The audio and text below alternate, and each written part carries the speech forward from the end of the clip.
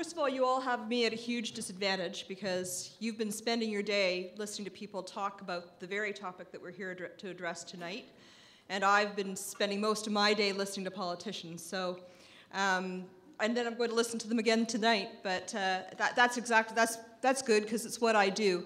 I am not a science reporter, but it is impossible for any reporter today who writes pretty much about anything not to bring science into the things they write about. If I write about the health, or if I write about the environment, or if I write about natural resources, fisheries, you name it, transport, science ends up being part of what I write about. And that's important. It's important because Canadians know more about science today than they ever did before. I remember back in the day when I was a little kid and the Scientific American would thud through our mailbox once a month, and that was about the only avenue that inquiring minds had to learn about new scientific discoveries.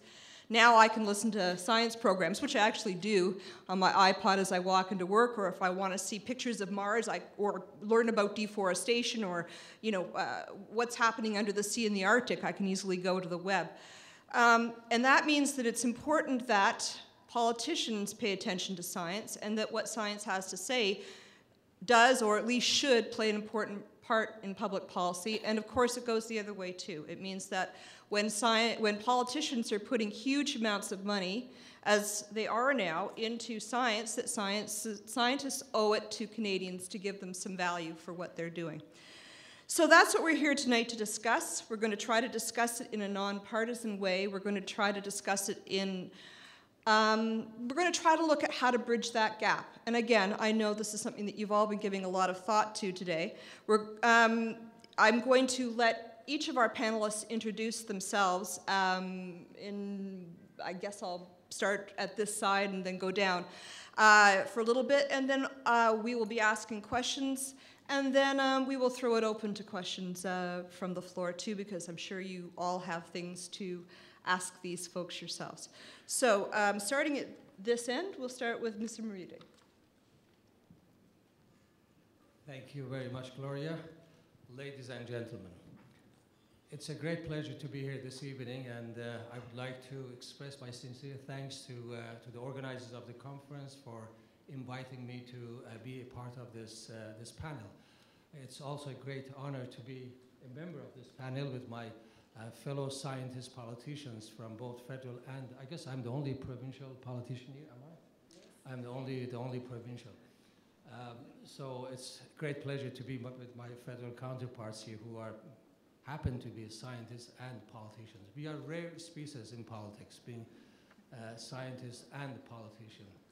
As you can see, there are only, I guess, 4 or 5 of us in the whole of this country, at least in the Toronto. Yes, and we are more friends. So we are not going to talk about party politics tonight, just science policy or science politics. My name is Reza Moridi. I am a member of Provincial Parliament. I represent the riding of Richmond Hill. If you don't know Richmond Hill where it is, it's just north of Toronto. Some of my friends call Richmond Hill as North Pole, those who live downtown Toronto, but it's about 25 kilometers from Queen's Park. So I represent the riding of Richmond Hill at the Ontario Legislature. Apart from that, I just recently appointed as Parliamentary Assistant to the Ministry of Energy. I got elected in 2007 from the same riding, and in the previous Parliament, I served 2 years as Parliamentary Assistant to Ministry of Training Colleges, Universities, and 2 years as Parliamentary Assistant to the Ministry of Research and Innovation. And at that ministry, I had the pleasure and the honor of working with Professor Camille Gabriel, who is sitting here as Assistant Deputy Minister of that ministry. After the election, I was in 2011, just almost a month and a half ago, I was re-elected, and now, as I said, I am the Parliamentary Assistant to the Ministry of Energy. I'm a physicist. Before entering into politics, I worked for 17 years at the Radiation Safety Institute of Canada. Part of those years, I served as Vice President and Chief Scientist of the Institute. I got to know the nuclear industry of Canada very well, and I can see Fred Boyd is sitting there from the Canadian Nuclear Society magazine, or monthly journal. And prior to that, I served as executive in electrical industries for some years, and also an academic professor, chair of physics department, and dean of sciences, and a member of university senates, etc. So I have quite a broad experience both in academia, research, and business, and the industry, manufacturing industry, electrical industry. So I bring those experience, a wide range of experience from business to research, industry, trade, and all of that to politics. In 2003, actually, I was asked by the Ontario Liberal Party to enter into politics. At that time, I resisted. I said I'm a scientist, and I'll keep working in the area of science, and basically my interest in politics will be on the side. But in 2006, I felt it's a time to enter formally into politics, and I did, and I was fortunate that I got the nomination of the party and also elected. The reason I entered into politics was that, first of all, I had passion for politics since I was a young boy.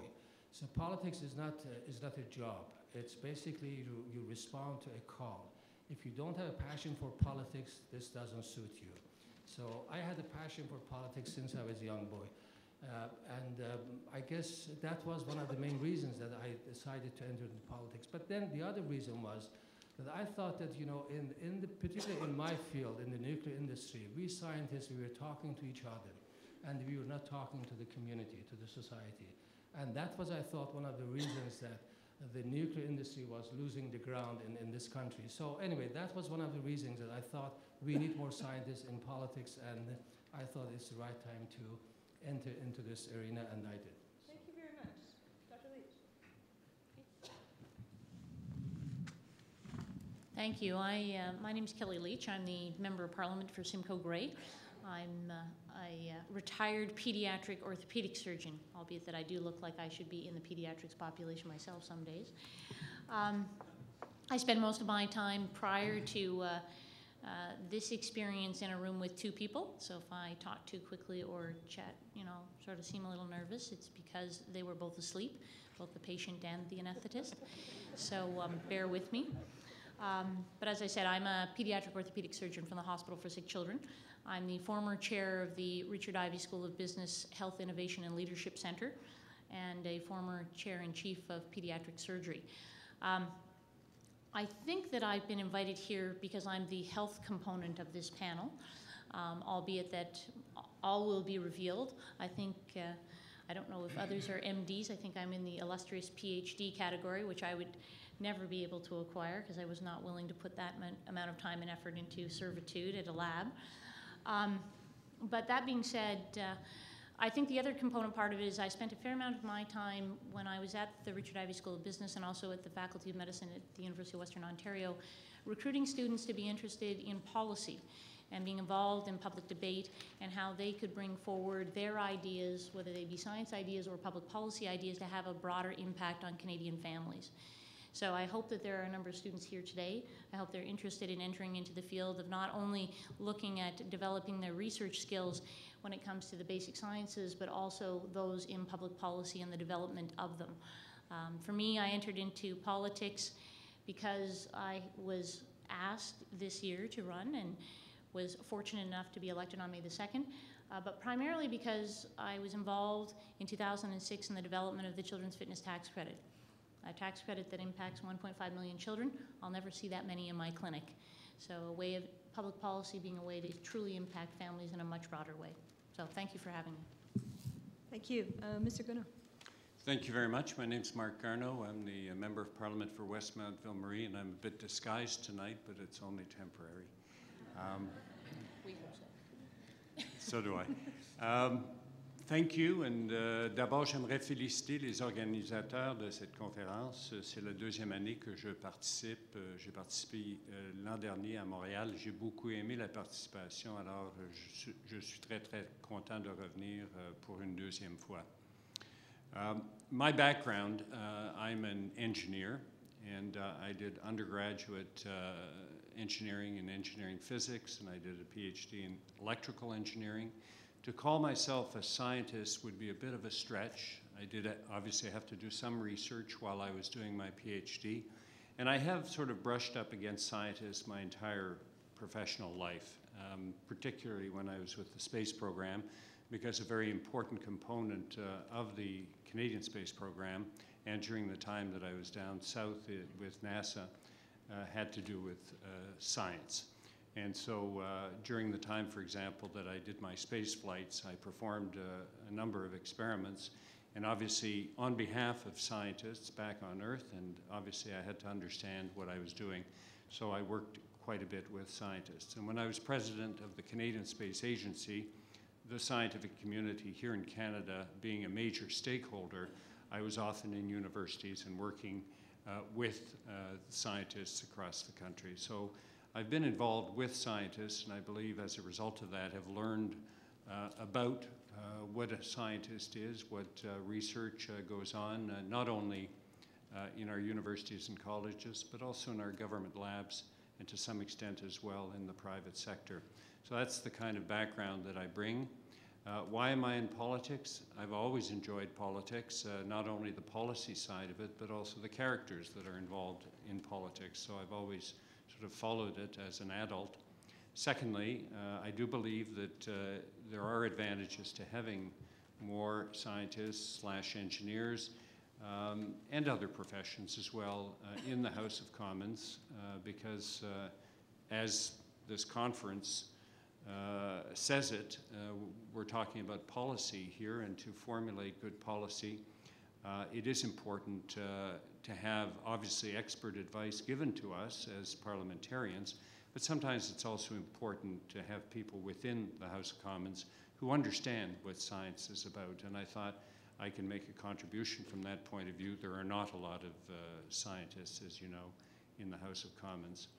I was also, for other personal reasons, drawn to politics. One is having seen the Earth from space. I have a very strong concern about what we as a species are doing to our planet, so an environmental concern, and so wanted to participate in that debate on a national level. And finally, I'm in politics also because I believe that there's a great deal of cynicism about politicians, and some of it is well-founded, and that I wanted to go into politics to at least be able to show some people that it is an honorable profession. Thank you.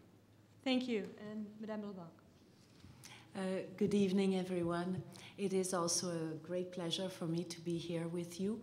My name is Hélène Leblanc. I am the MP for La Salle-et-Mar and also the official opposition critique in science and technology. First of all, I must say that I am a teacher.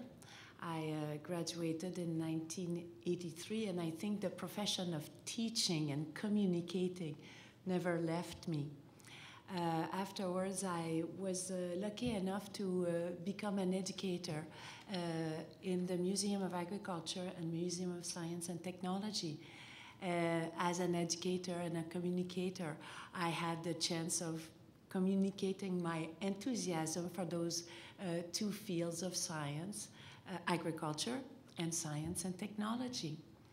I decided to return back to study, and I graduated from McGill with a Bachelor of Science of Agriculture and Environment, specializing in animal science.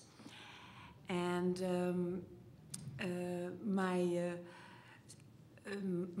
the reason why I went back to school, it was also a concern for the state of agriculture and the state of the environment, and to study the scientific component of those in life science was very enlightening for me and very beneficial.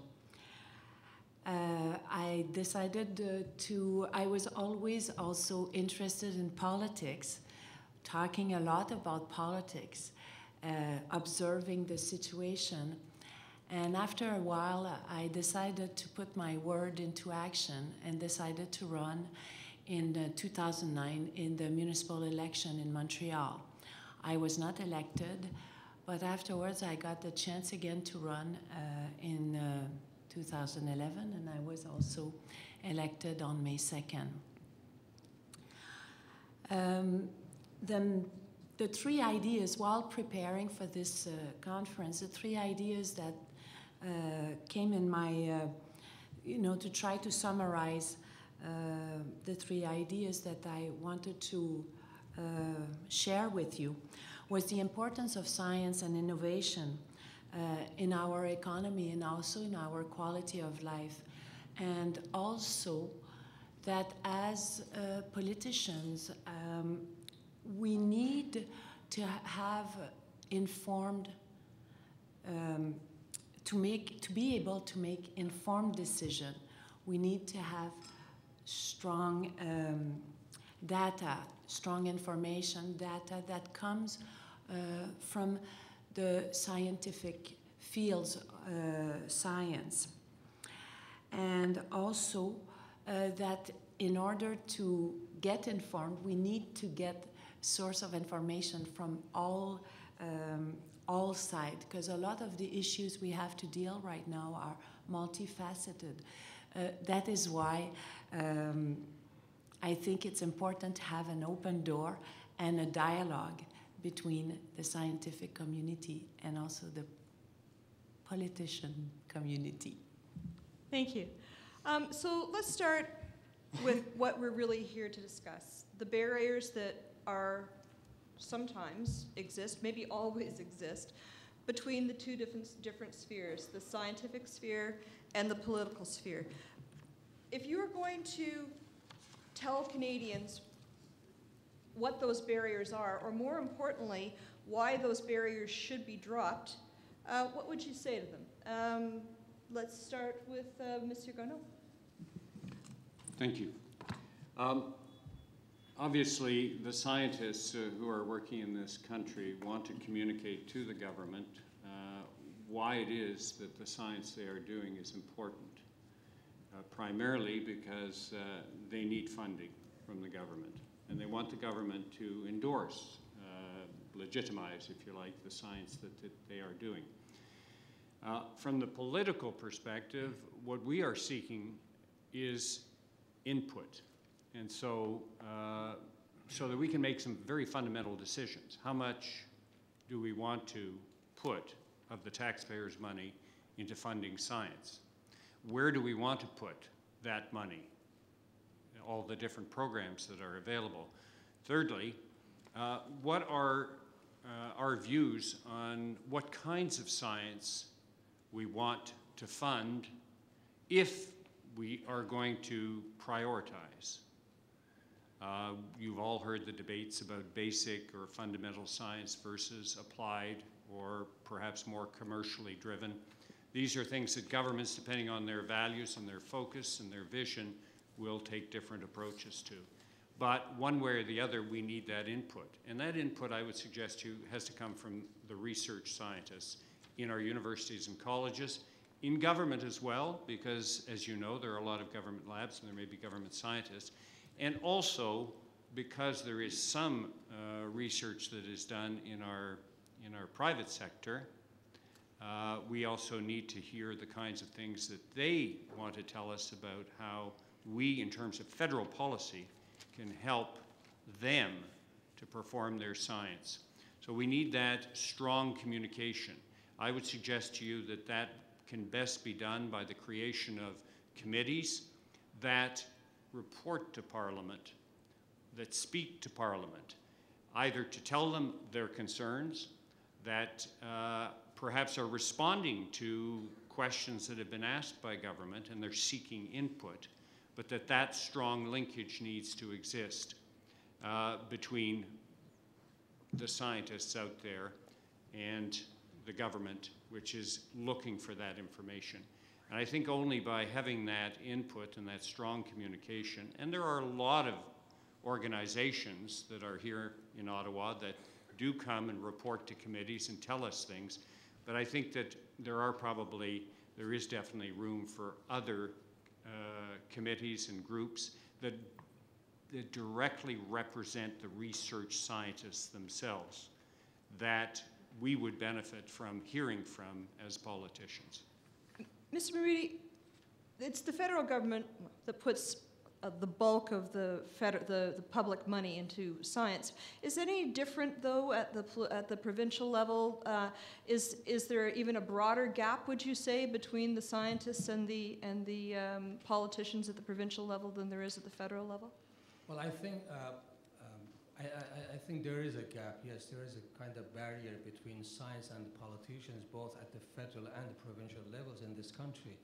We could see that quite vividly, and the reason may be that our politicians mostly they come from social sciences background, legal background, and that kind of background. So it's not very easy for them to understand the value of science and the contribution of science to our economy. So we could see these barriers, and we could see the lack of appropriate attention to the importance of science in our economy. And when we look, we compare Canada within about developing countries, we see that well-developed countries, we see that our spending in science and development is, I think, we rank, I think, 14.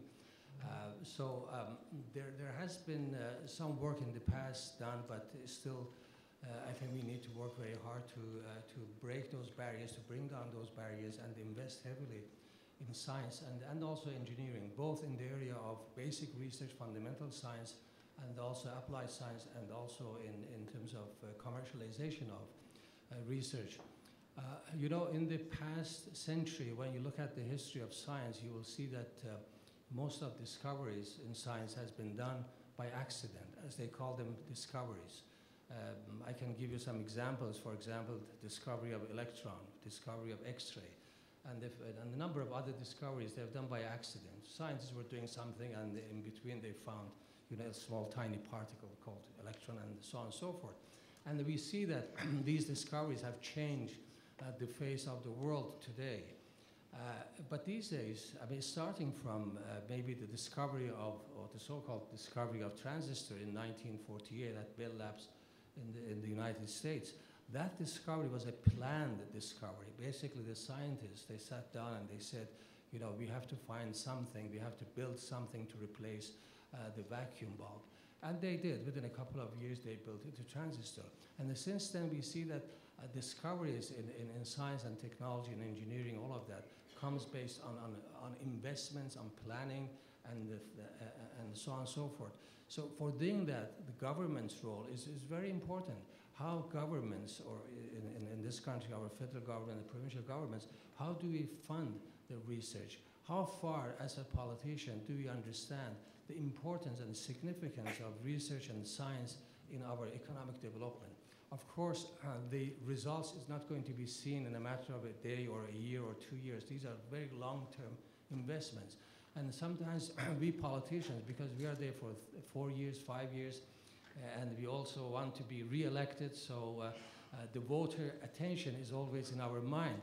But we have to go far beyond our term. We have to think through this very carefully in a long term. Maybe the thinking and the planning should be 20 years, 30 years down the road, and then we can get to where other Western industrialist countries are. We are far behind our competitors in the area of science and research and development. Dr. Leach, I'm going to put you on the spot a bit here, because I know that you haven't been a politician through a federal budget yet, and I also know you're not the finance minister. But what kinds of things do you... I'm taller.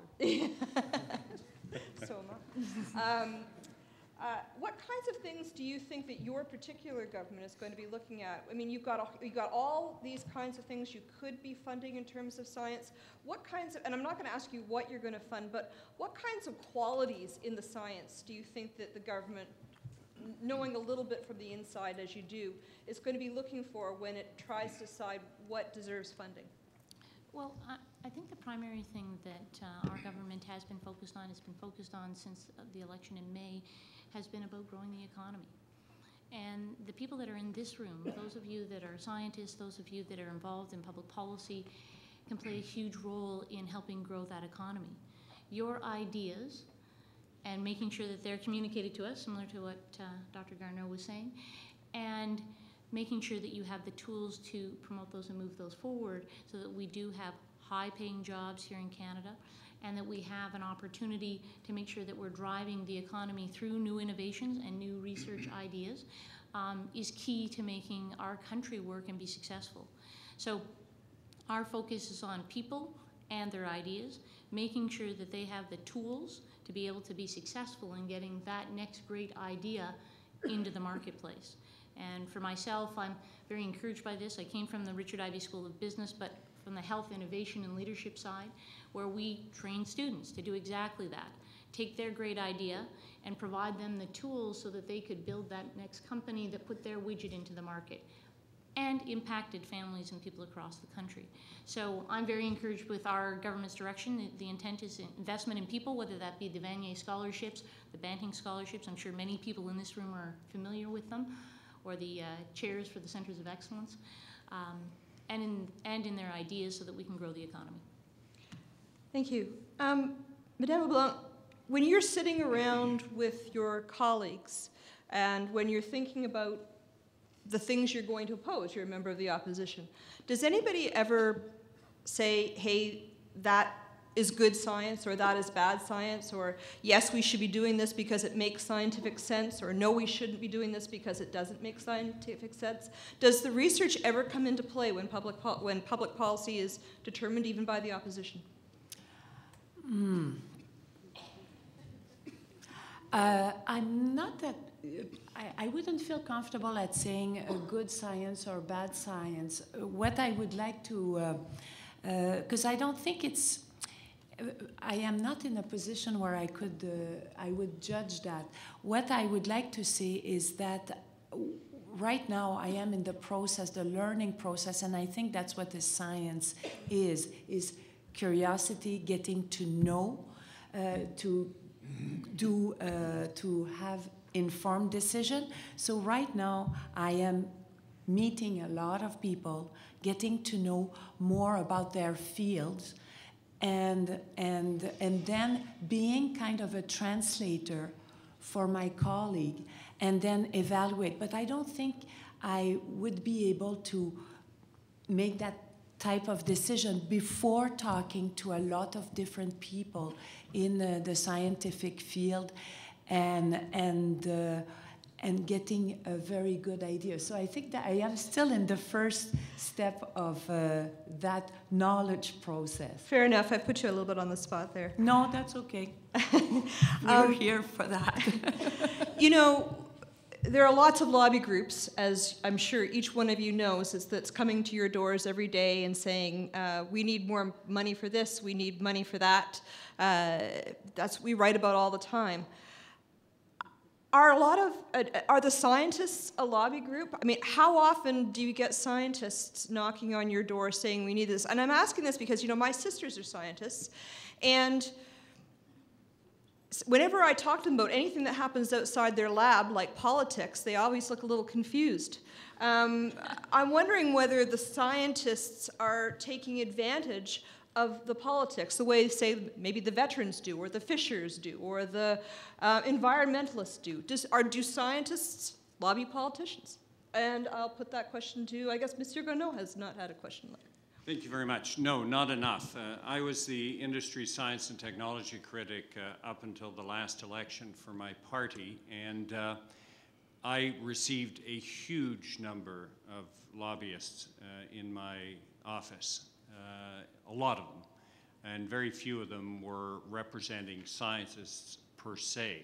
There may have been scientists amongst the people coming, but there was really no strong presence that was almost exclusively scientific, with a focus on what it is that's important for scientists. So that is something, I mean, you know, I would receive visitors from universities, and there might be some scientists amongst them, and they might be there to talk about the importance of medical research in our universities.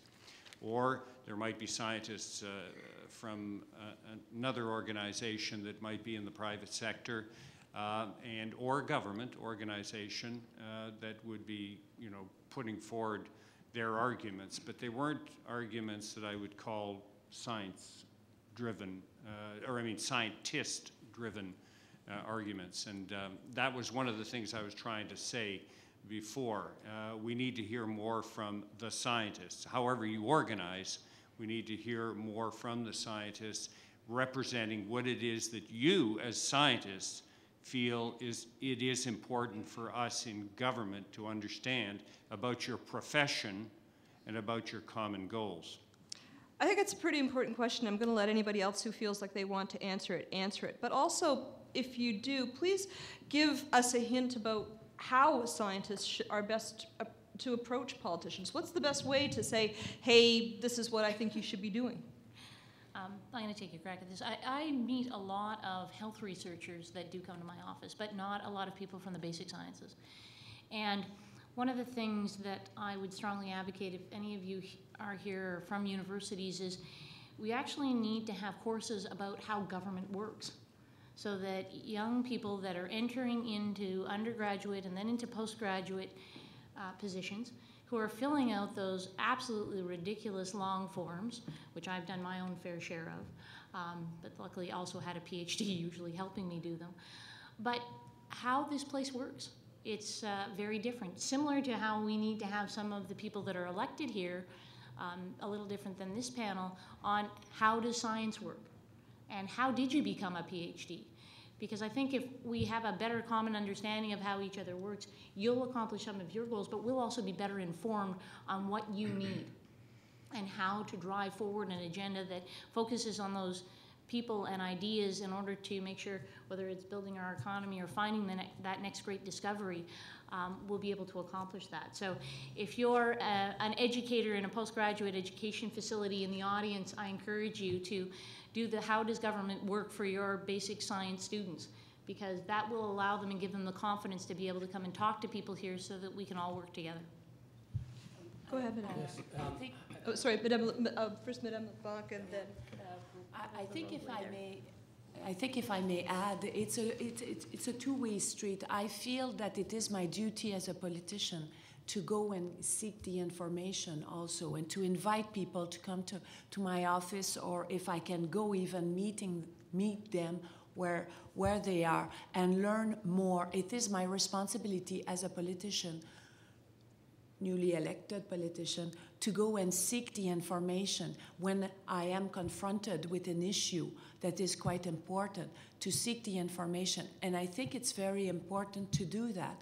But also it is very important for the community to let us know what are the issues at stake, to raise alarms, to let us know if there are something that we should pay attention to. So I think it works both ways. And also to have a dialogue, to have a conversation. It cannot go only one way. It has to have a receiving end, an attentive ear. And I think what is one of the barriers, if we want to talk about barrier, is sometimes in the language. I have had the chance to study in the science of agriculture, environment, microbiology, biochemistry. But I must say at first it was a very difficult language for me to comprehend. And fortunately, after the study, I am able to read the paper and to understand a little bit more. But I must say for a lot of people that study in other type of field, the language is sometimes very difficult. So it needs to be kind of translated sometimes. I hope in my mandate I will be able to do that, to convey that message to my colleague, but also to the people I represent, and I think that would help in the long run. Mr. Maridi. Yes. Well, as you know, members of very many professionals, they always lobby politicians. We get calls in the meetings from various professional groups, associations, unions, and so on and so forth. But when it comes to scientists and researchers, given the nature of science and the research and scientists, they are not the kind of people they get together and they lobby politicians. So that is, I think, one of the problems.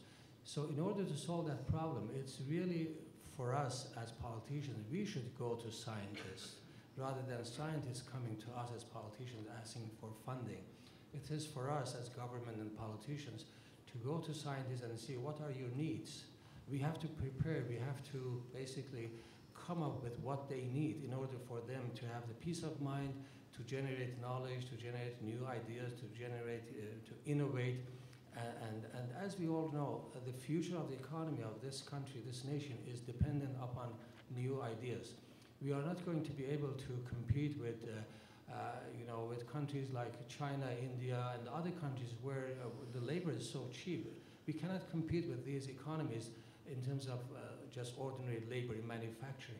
The only area where we can compete with other nations, with emerging nations, is with our brain, with our innovation, with our research, with our new ideas, new products that we can develop. And that comes as a result of the work of scientists, as a result of researchers.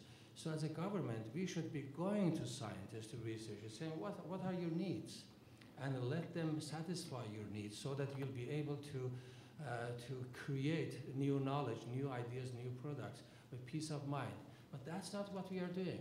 And now we see that many researchers in universities and other organizations, most of their time is basically taken by filling out very many application forms. They're always in the process of doing paperwork. And who is doing this? We're very well experienced scientists doing this because other people can't. So these are some of the issues, some of the problems. In Germany, for example, they have created research institutions, and these research institutions they have funding, continuous funding, not program funding. They're continuous funding from the government. So all the time they're basically working on various areas of science, starting from fundamental research to commercialization of research and development. So it covers the whole range, but they are working on these areas with peace of mind. So government gives them funding, and they generate always new ideas, new economy. It's not surprising to see that why German economy has been flourishing for decades and decades and decades in Europe, and they don't have, by the way, any military industry. Germany doesn't have military industry, or if they do, it's very minimal in comparison to their other industries.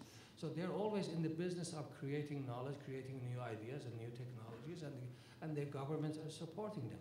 And when you look at the German government structure, it's very close to ours. They also have a federal system of government, and we do have a federal system of government. But when it comes to science and science policy, I think we need to have a very coherent science policy headed by our federal government, cooperated with the provincial governments, and assisted by industry, various industry. And when it comes to priorities, I think every area of science should be our priority. We cannot box in scientists saying that you have to do research in this particular area. Let them be free and generate new ideas and the new knowledge. Well, on that note, do politicians ever hear about what scientists are researching and roll their eyes and saying, why are we funding that? I mean, is it ever difficult for politicians to justify the fact that they're putting money toward the study of some minor species nobody's ever heard about, or something that whose public policy value is not quite so apparent? Does it become more difficult to justify funding those things? I guess I'll go with Dr. Leach to start this. Well, I think that the one thing I would think most people in the room understand how the process works, which is that the people that are sitting in the House of Commons are not voting one by one on your research projects. Mind you, that would be mildly amusing, and I'd love to see it. I think Dr. Garneau and others of us would be doing a lot of education on the Hill at that point in time if we were doing that.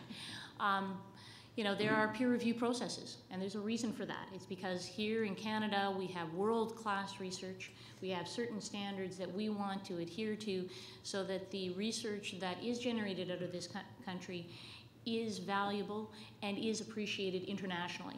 And I'm delighted. I sit in the riding of Simcoe Grey, where Sir Frederick Banting is from. My office at the University of Toronto was his office.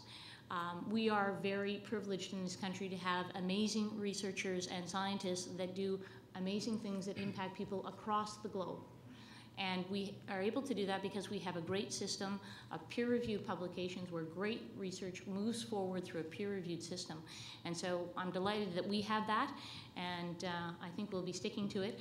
albeit that I would be very amused to see all of my colleagues voting on various research projects that came to light in the House of Commons. I'd like to know Dr. Garneau's comments on that. Well, I would too. I would point out that various taxpayer groups, though, every year pull out lists of projects that are being funded that sound crazy just to, you know, paint the government in a bad light or to suggest that it's wasteful spending or whatever. Mr. Garneau? Well, I think, Gloria, you're talking about something that is fundamental and one of the very important areas where science policy has to grapple with how it approaches research. The issue of whether certain science is more important than other science. And I think that it's a dangerous thing for not just a politician, but for anybody to pass that judgment when we're talking about science, because how are we wise enough to know whether certain science is more important than other science?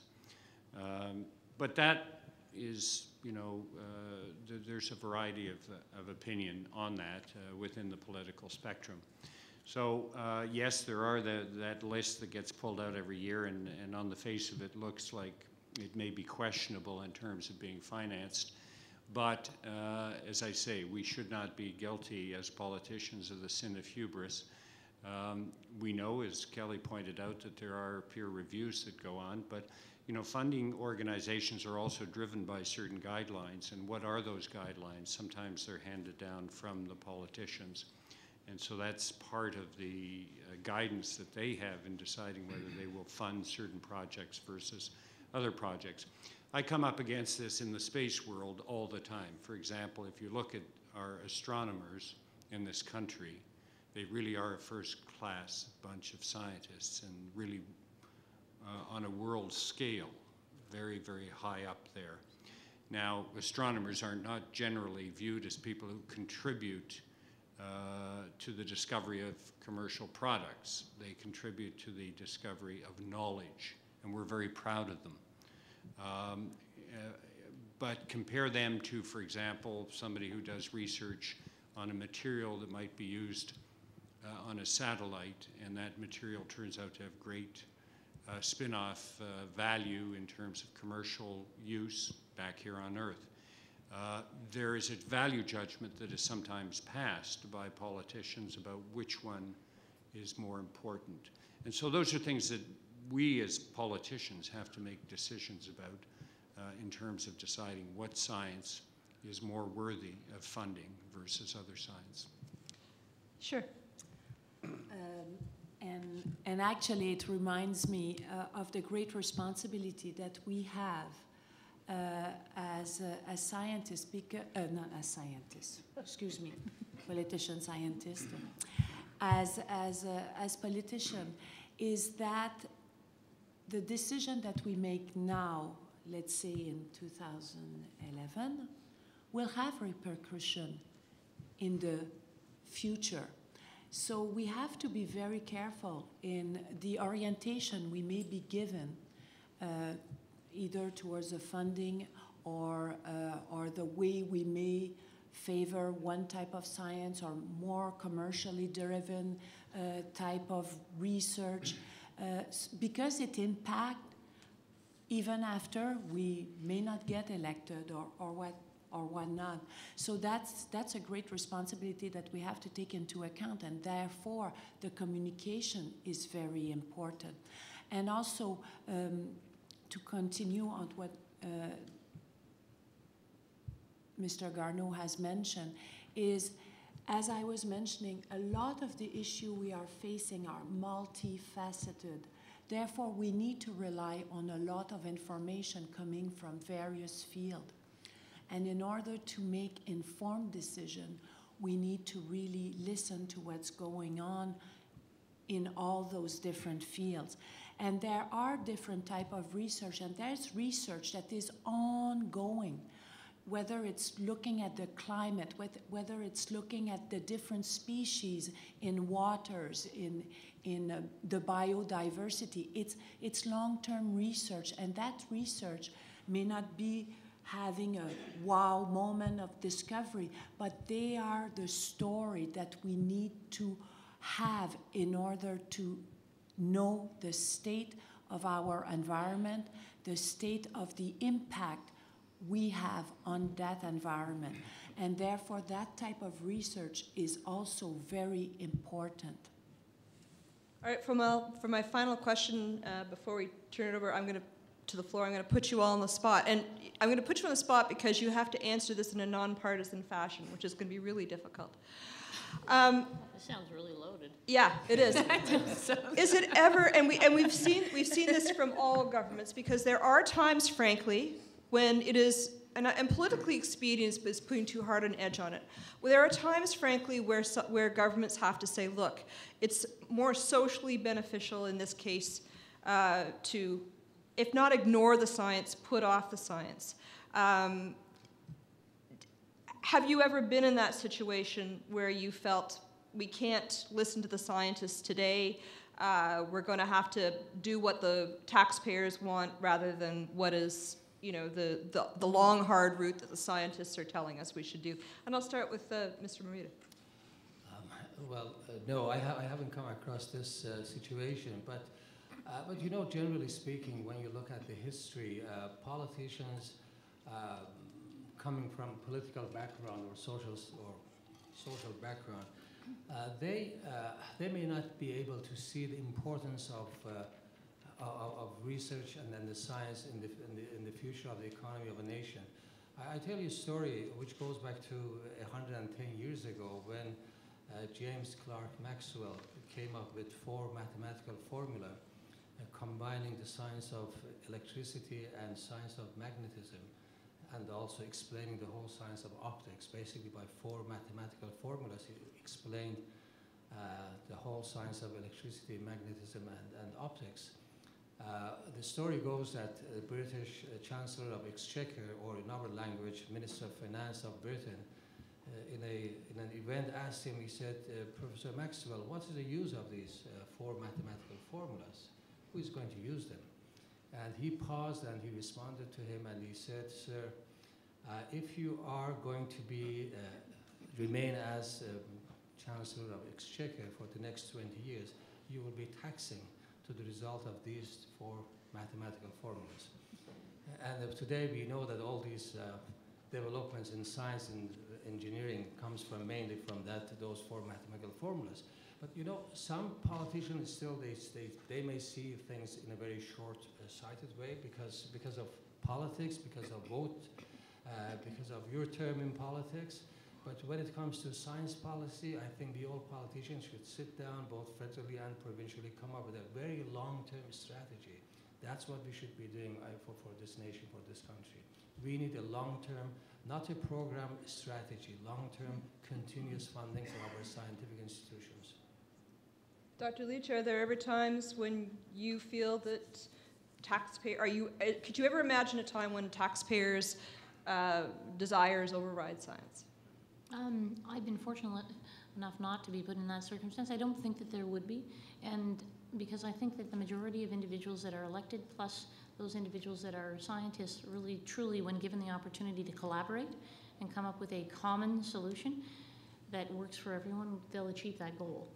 And so I guess my goal is to be one of those people that's a collaborator that reaches out to scientists, and I hope scientists feel very comfortable coming to speak to me when there's issues that arise where we have to make choices.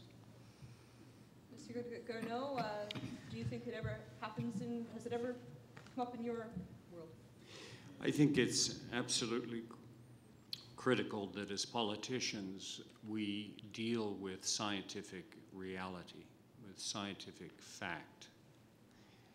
What we do with that reality is the business of making difficult decisions in politics, sometimes because the funding is not there, or sometimes because we may feel that other values, moral values, override the scientific evidence. Whatever we do, we should always understand the facts, the evidence, and then we make the decisions following that understanding, but we should always have a clear and crystal clear understanding. What we do after that is the hard part, and the one that we are accountable for as politicians. And I think all of us here would say we'd like to make that science pie as big as possible, but we can't. And we also have to hold you accountable, because when we do fund you, we are using the taxpayers' money. And so whilst we can't make the pie as big as possible, we can sometimes intelligently redistribute that pie in the most intelligent manner. But that involves making decisions. But all I'm saying is that the decision should be based on a clear understanding of the scientific evidence. Madame LeBlanc, I know you're a new politician, so I'm going to put another question to you instead. I'm going to ask, what would you do to encourage more scientists to run for politics?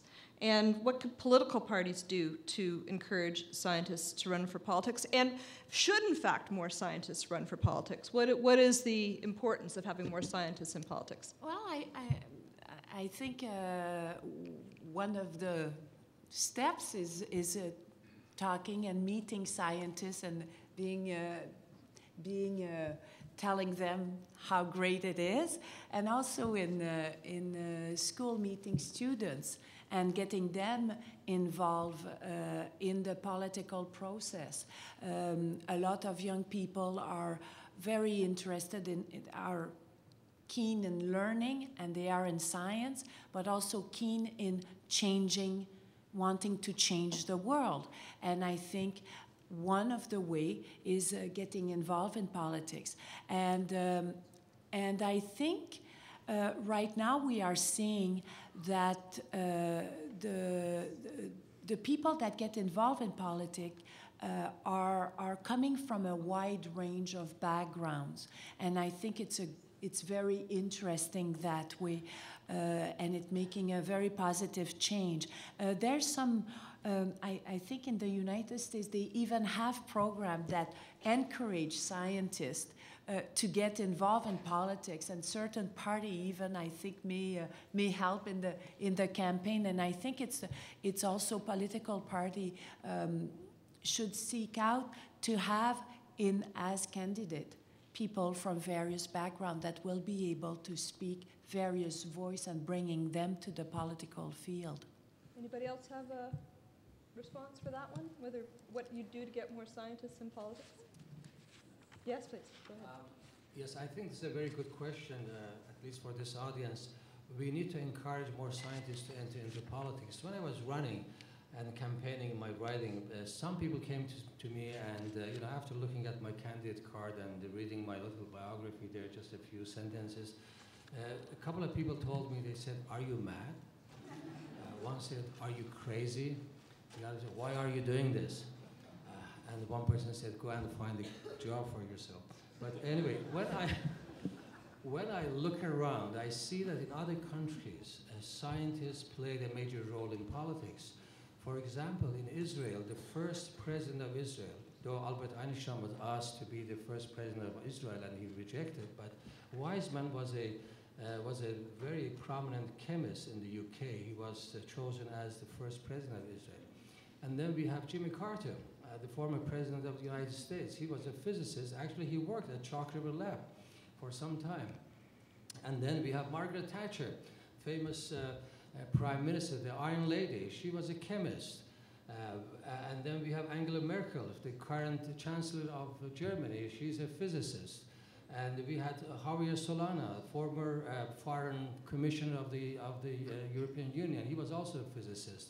We had Akayev, who was the president of Kyrgyzstan after the collapse of Soviet Union. He was also a physicist. So we have quite a number of scientists, in politics in other countries. But in Canada, we didn't have very many. I am the only physicist and scientist in the Ontario legislature. We have one engineer colleague, and we had another engineer colleague who didn't get elected this time. But we have only 2 or 3 people in the Ontario legislature. So we need really, as a country, as a nation, we need to come up with certain strategy to persuade our scientists to enter into politics. I don't know, I don't have the solution for that, but I think that there is quite a lot of need for that. The scientific community should do this, the political community should do that, political parties should approach scientists, attract them to politics. We have to do something. We cannot just let our political arena to be run by non-scientists. This is not good for our country. Mr. Gono? Just to be brutally honest, I think that many scientists are not particularly drawn towards politics. It requires a different set of skills and a different set of interests, and they are more drawn towards the exciting research that they are involved with. Scientists are also very Cartesian. That can get you into trouble in politics, I'll tell you that right now. It gets me into trouble.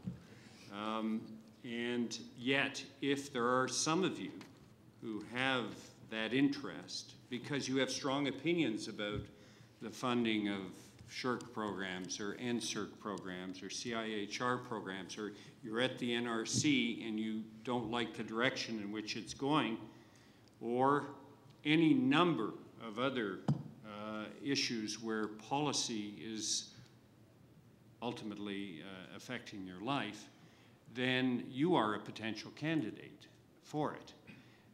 Many scientists that I have met will be in their labs and they'll say, I don't like the way the indirect costs of research program is funded. Or I don't like the way postgrads have such a difficult time trying to make ends meet. But so they're aware of issues, but they may not necessarily feel drawn to engaging in combat about it. And that's the kind of person that we need as a potential politician. So I think that the point that was made earlier, I'm not sure, perhaps it was Kelly who made it, about learning about how that place works over there is a very valuable thing, because it at least makes you understand how it is that the people over there formulate policy and perhaps how you might influence that. I think that's important. The second thing is language. Scientists are not always, excuse me for saying it, the best communicators. And that is extremely important as well, to communicate succinctly. And so that's part of the challenge as well. Having said that, there are some really good scientists, communicators. But that's another part of it that is very important if you're interested in politics. Did you, well, were you anxious to answer that? I'll make two comments very quickly. The succinctness on communications is important when you have 35 seconds in question period. It's rather challenging sometimes as a scientist to get through that. Just three quick things. If you want to participate and you're a student here at the University of Ottawa or Carleton or at a lab, come to one of our offices, because we will educate you about the Hill. I think anyone here would be approachable to do that and allow you to understand better how the Hill works. Your country actually needs you to do this, or at least a handful of you in this room to do this, because we need your help to shape policy for this country going forward. We need your ideas and your opinions and how you think, which is different than all those other individuals that may be sitting in the House of Commons, to help shape the fabric of this country. So if there are a handful of you here, please come and meet with any of us, whatever your political affiliation is, because we love to have your input and involvement in the public policy development of this country. I have to apologize. I thought this ran till 7:30, and I don't want to keep you all from a reception, and yet I don't want to spoil your chance of asking questions. I assume our panelists will be at the reception, will you? Or maybe, well, anyway, let me ask this. Is there anybody who has a quick question that you'd like to put to our panel? Seeing none, let's go to the reception. Thank you very much, and thank you to our panelists.